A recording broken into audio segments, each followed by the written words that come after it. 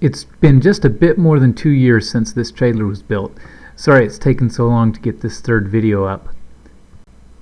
In that time, we finished off the last few items like the tailgate and tie-down points, and we've carried all sorts of loads around the state with it. The tailgate uses some regular home door hinges, and they've been holding up great. Seems to be just fine. The latches that hold the tailgate closed are just a couple of little metal tabs that I drilled holes through. One's welded to the gate and one's welded to the side, and you just drop a pin through that. It's not an elegant solution, but it works just fine. Another thing that I added was some bars on the side to hold a bike mount, since we often use the trailer for camping trips with our bikes. Since the first videos were posted, we've received a lot of questions about how much the finished trailer weighs and how much it can carry. The total trailer weight is about 540 pounds, which is probably about 100 for the trailer body and tongue itself, and about 400 for the axles, wheels, and springs. That's the one downside of a full-size tire, is that they weigh quite a bit. It's also probably worth mentioning that the car axle is probably not the lightest option, so if you wanted to spend more money and save some weight, I bet a purpose-built trailer axle with trailer wheels and tires would probably be lighter. In terms of the hauling capacity, I would say that it's about a half ton. That's the max that you would want to safely carry on the freeway. Throughout the video you can see some of the loads I've carried, the heaviest of which was a bunch of shingles that I calculated at about 2,400 pounds. And you can see in the image that the springs were totally overloaded and the frame was almost sitting on the axle when I was carrying that load. I could only go about 10 miles an hour with that load, and it made me really nervous. Another question I've been asked is whether it will fit a full sheet of 4x8 material, like a plywood.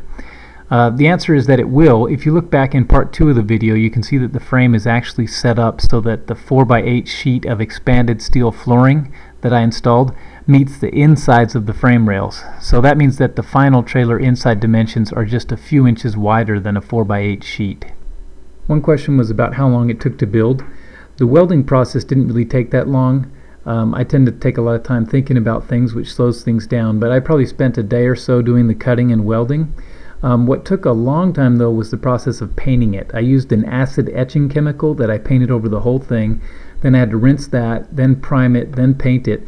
It sounds easy, but getting all those chemicals and coatings into the little corners of the expanded steel, I think that probably took more than building the trailer itself. Several people have asked why I use a car axle and build your own trailer when you can buy cheap trailers at places like Harbor Freight. There's several reasons. First, there's some satisfaction in building something on your own and knowing that it's both built to meet your own needs and that everything is built the way that you want it. Second, this car axle is designed and manufactured by one of the best manufacturers in the world, Dodge, and it's designed to go for over 100,000 miles without any maintenance. The axles and bearings on those Harbor Freight trailers, on the other hand, do require quite a bit of maintenance.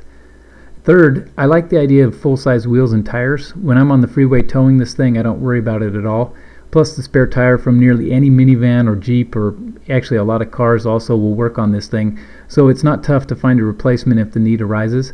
I usually don't even carry a spare because I'm usually towing it with a vehicle whose spare tire would work on the trailer as well.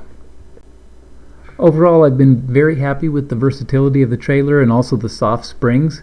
When I have lighter loads, the trailer doesn't vibrate and shake the way heavy sprung trailers do, so it's a much more gentle ride for the items that I'm carrying. You could definitely replace the spring with a heavier spring to increase the load capacity, but then you'd be risking overloading the axle itself. So I probably don't recommend that. It was a fun project and the trailer's been very useful. So again, thanks to everybody for watching. Thanks for all the questions. Feel free to continue to ask more questions and I'll try and answer them. And please do subscribe and watch for future videos. Thanks.